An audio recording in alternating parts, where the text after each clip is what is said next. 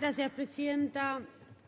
Desde ciertos centros de pensamiento, podríamos decir, se considera al empleo, al trabajo, como un subfactor de la economía.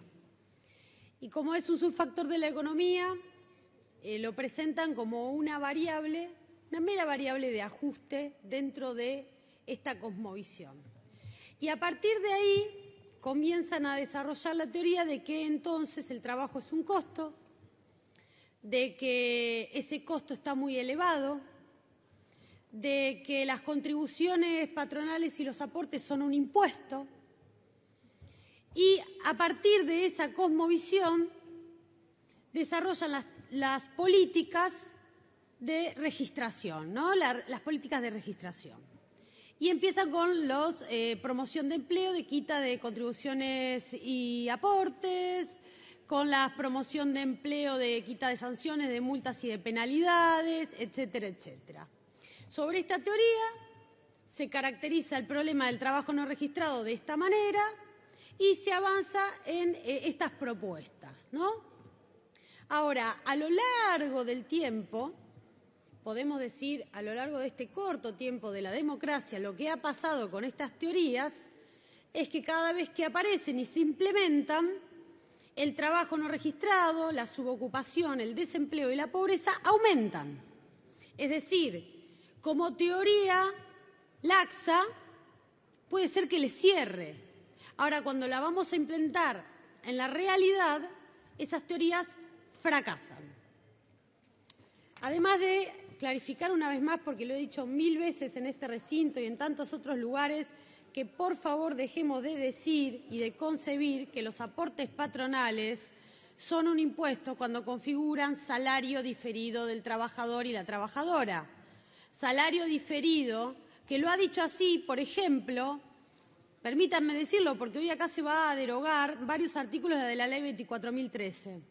Cuando esa ley se sancionó acá en el año 91, vino a exponer al Senado, al seno del Pleno, el ministro de Trabajo, haciendo uso de una facultad constitucional de la época.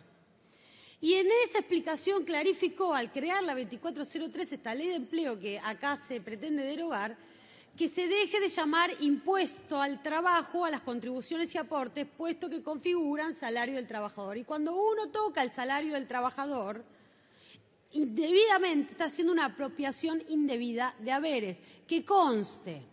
Y estoy hablando de regímenes promocionales generales como los que acá se aplican, no aquellos destinados a una actividad en particular, no aquellos destinados en un tiempo específico para promover una industria, para promover esto. No, acá estamos hablando de la generalidad, que es lo que se está introduciendo en la ley ómnibus. Siguiendo con estas ideas, se llega al punto de decir y meter a las contribuciones patronales en la concepción general de los impuestos de la Argentina. Entonces se vuelve a decir que cuando hay mucha presión tributaria, el trabajo no registrado crece. ¿Por qué? Porque se considera los aportes y contribuciones como un impuesto. Ojo, esta lógica de pensamiento no juzgo a nadie, porque la han tenido personas de mi propio partido político. Pero quiero analizar la causa del problema, porque si no lo analizamos bien, el trabajo no registrado con estos proyectos, el año que viene va a ser del 80% y no del 45-50% como se estima que es ahora. Y acordémonos, si esto se aprueba, el año que viene lo que va a pasar con el trabajo no registrado, el subempleo, el desempleo y la pobreza. Acordémonos. Voy a ir a una de las clases magistrales de CFK cuando explicó la presión tributaria en la Argentina fundado en datos del Fondo Monetario Internacional. En el 2015 la presión tributaria era del 35,4%. En esa época el trabajo no registrado, que venía descendiendo, llegó a ser del 32%, número del cual no podemos salir. Menos del 30 no pudimos nunca en la Argentina. Pero la presión del 35, el trabajo no registrado del 32. Al 23 la presión tributaria bajó y el trabajo no registrado subió. Se invirtió la ecuación. La presión tributaria pasó a ser del 32 y el trabajo no registrado del 35,7, casi del 36%.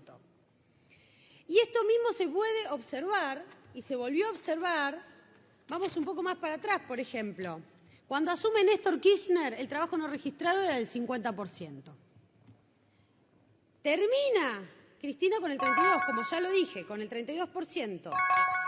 A partir de ahí, el trabajo no registrado comienza a subir y los regímenes promocionales de empleo, de capitales o de empleo propiamente dicho, se proliferaron en la Argentina. Esto lo tiene muy bien en claro un estudio jurídico que hoy integra el gobierno, Lisicki y Litvin, o Lisicki, Litvin y Asociados, que fue el que promovió el blanqueo de Macri, por ejemplo, fue el que en el 2020 sigue promoviendo, miren, acá lo tengo, una nota de la BBC Mundo, ¿no?, donde entrevistan a Litvin y donde sigue el señor diciendo que el problema de la Argentina es la economía no registrada, no el trabajo no registrado. El problema de la Argentina sigue siendo la rentabilidad no declarada. Entonces propone blanqueo de capitales y regímenes promocionales del trabajo. Y siguen fracasando. El trabajo no registrado sigue subiendo, no está disminuyendo nunca. Y digo que este hombre que la vio hoy debe estar muy contento porque, bueno, la titular de la FIP, Florencia Misraji, que era la contadora de Susana Jiménez, hablando de economía no registrada, hablando de no declarar, hablando de evadir, bueno, hoy integra la FIP. ¿Desde dónde? Desde ese centro, desde el propio Estado ahora van a impulsar la evasión tributaria. Porque después se quejan de Zaffaroni, digo yo, y con respeto de Zaffaroni, pero Milei es el Zaffaroni del derecho penal tributario. Para los que cometen delitos de evasión, garantías, garantías, garantías y garantías. Quita de penas y quita de penas. Y así seguimos y así estamos. Continuando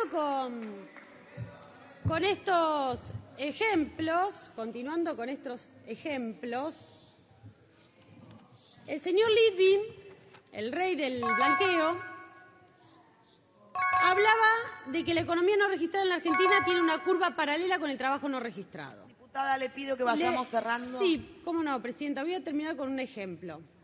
Un ejemplo que hizo la FIP en el año 2022 cuando fue a visitar Puerto Madero y se encontraron con que en este lugar tan cheto, digamos, los inspectores detectaron diferencias. Lo hizo acá, si está presente el señor Castañeto, fue parte de esta inspección. Los inspectores detectaron en uno de estos restaurantes gastronómicos diferencias hasta 200% entre las ventas observadas y las declaradas. Ahí vemos claramente cómo está la rentabilidad no declarada. Y a la vez encontraron un 25% de informalidad laboral en dicho lugar.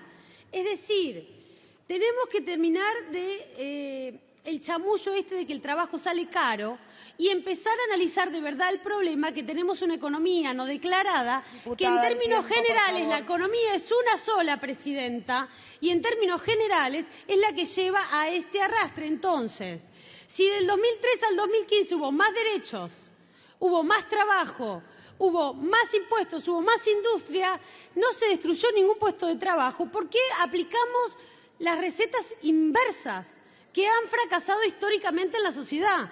Y lo termino, Presidenta, diciendo que si tenemos un presidente de la Nación que hace una cadena nacional a la 1 AM desde Ushuaia con la generala Richardson del Comando Sur de Estados Unidos para ofrecer la venta de nuestro país y con todos los que estamos adentro, nosotros y nosotras más patriotas que nunca, Presidenta. Nosotros a defender nuestra Argentina bicontinental, que es por lo que quieren venir y es lo que le están ofreciendo a los grandes imperios del mundo. Muchas gracias, Presidenta.